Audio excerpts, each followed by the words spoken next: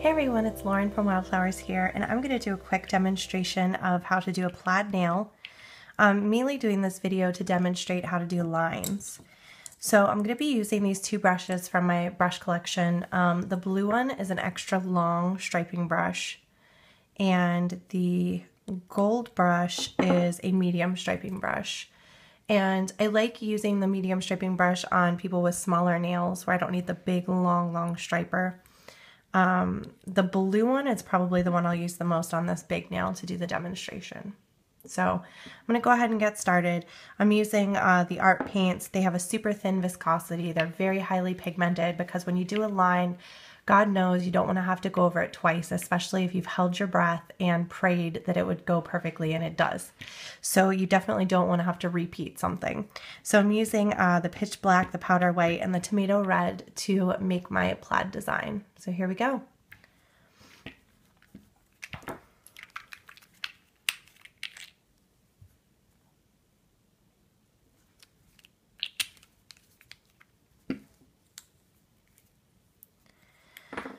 I find that it's fairly easy to make stripes that are going horizontal. I find that it's much more challenging to make lines that are going vertical. So I'm going to start by making the horizontal lines, and the best way that I like to teach people to do this is to just put your brush down and turn the nail. So I'm going to go ahead and put the brush down, and as you'll watch, I'm not moving my brush, I'm actually turning the finger. And so that's how I get a perfect line, is by turning that finger.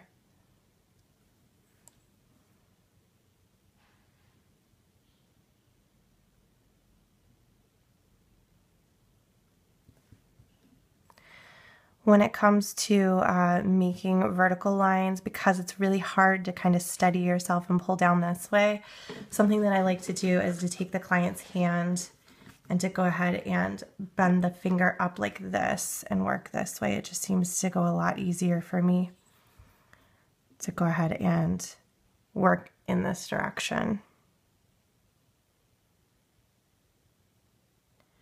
Again, I'm really just moving the nail.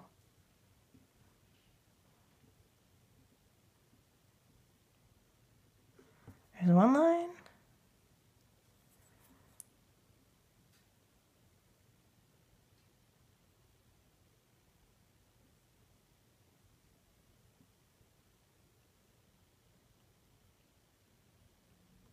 And another.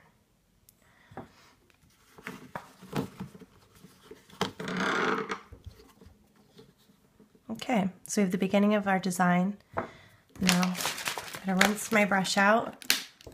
I just like to use a, oopsies, that's not normally how I do that.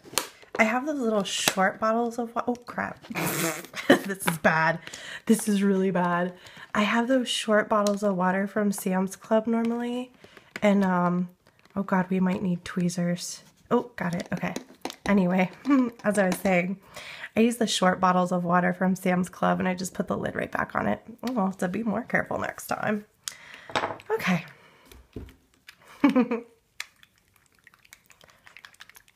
And so now we're just going to kind of color this in with the white. Once you rinse your brush out, make sure that it's dry. It picks up the paint much better, unless you're trying to thin your paint viscosity. But for me, the viscosity of this paint's perfect. So just going to come in here and sort of repeat the process.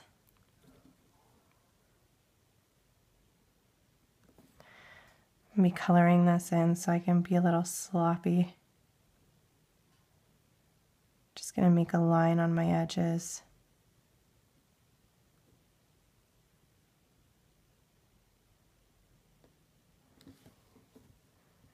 Can I tell you how much I love this paint? Just saying.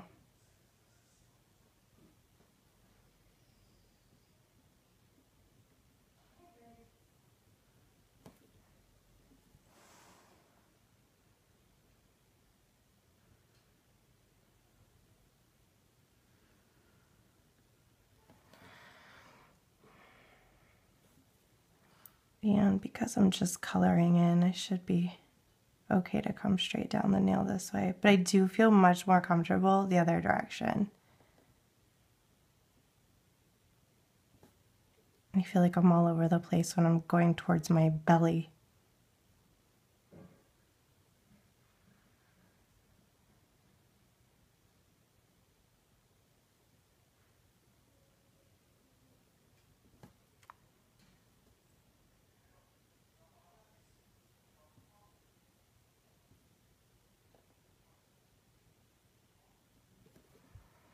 Okay, I'm just gonna give that a second to set up. Okay, and I'm just gonna continue by making a black line right down the center of both of these and then like reconnecting where those lines got covered up with the white. So I'm gonna twist because like I said, when I'm doing something that scares me, I'm best to do it in a way that I'm comfortable. And I would recommend the same for you.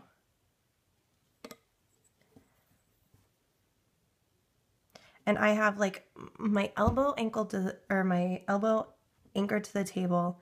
I have this hand anchored against my fingers, so I'm all connected here, very, very stable.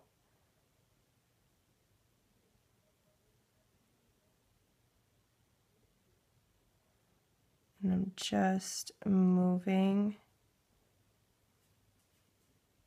the hand, moving that finger, kind of pressing it forward this way as I work. So there's that one. I'm going to go crossways one last time. So I'm going to have the hand ready. It's easier on a human.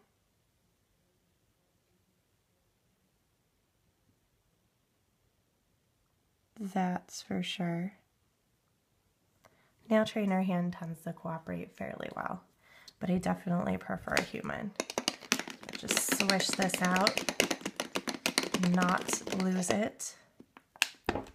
Now, connecting these little black lines, this is a good time to use this shorter brush because it's really not necessary to have the big, long, crazy brush just to connect some lines. So I'm going to go ahead and just, again, moving the hand, make those connections. If I wanted to flip around, I could right here.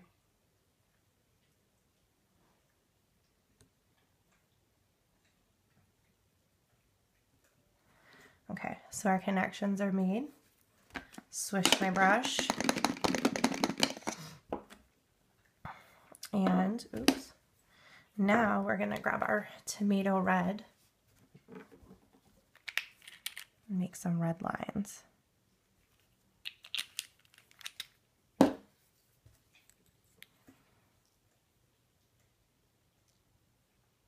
And so we'll start with our lines going across.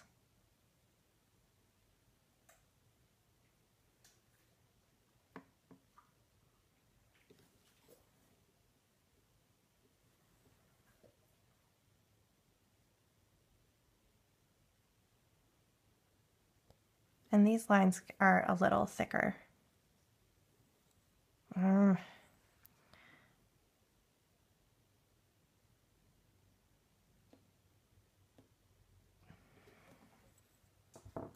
then, again, flip over. I'm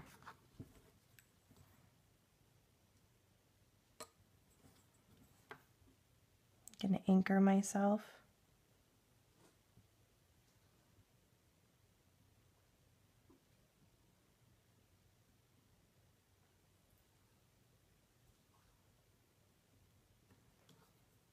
And one more.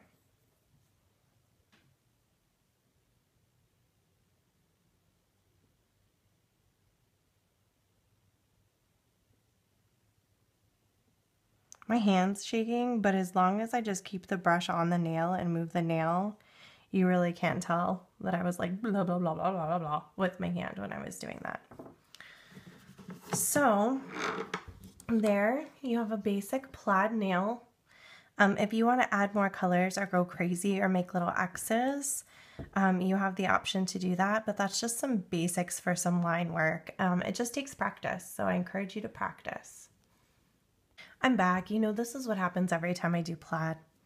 I have every intention to just do a couple colors, and then I'm like, oh my gosh, wait, just one more. Oh my gosh, wait, just one more, just one more.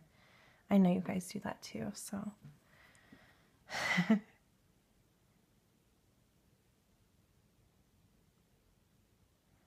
Just one more color. Just one more color. I'm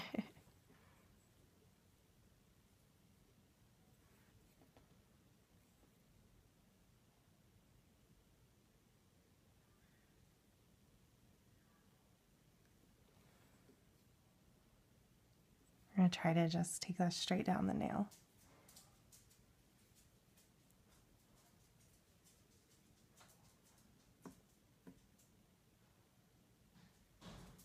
Not bad.